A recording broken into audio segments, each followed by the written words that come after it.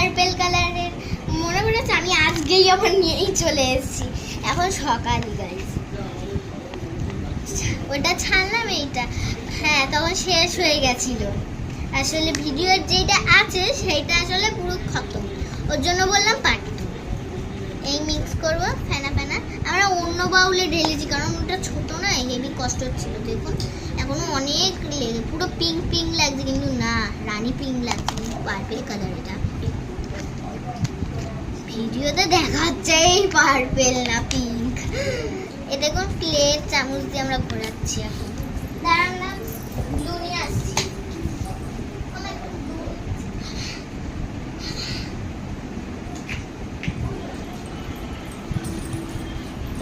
আমরা অল্প সামান্য, কিন্তু একদম পুরো গাদা গাদা ঢেলবো না, সামান্য একবার দুবার তিনবার ব্যাস মিক্স করে রেখে দিলাম। আর লাগবে না, ব্যাস একবারে একটু স্টিকি ফর্ম হয়, আর কিছুই না। দেখুন সাদা সাদা করছে। এবার আপনারা বুঝতেই পারবেন না, আমাদের গ্লু দিয়ে কাজ হয়েছে অনেকটাই। আর একবার দেবো কারণ গ্লু দিয়ে যেহেতু কাজ হয়েছে। 1 2 3, ঠিক আছে।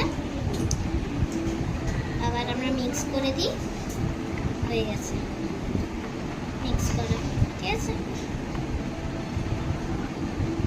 মিক্স করা হয়ে গেছে, পুরো সাদা সাদা করছে, ঠিক আছে বলো। তারপরে আমরা তার মনে করতে দিই অ্যাক্টিভিটার, দাঁড়ান আনছি। স্লাইম মানে ইয়ে সার্ফ নিয়ে চলে এসেছি, ঢেলে দেবো।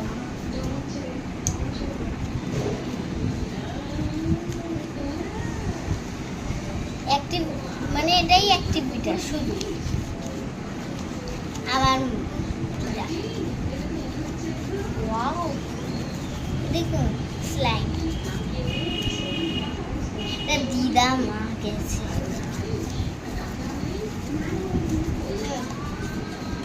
এই নিয়ে নিলাম। ওয়াও পুরো শক্ত হয়ে গেছে, নরম করা যাবে। দাঁড়ান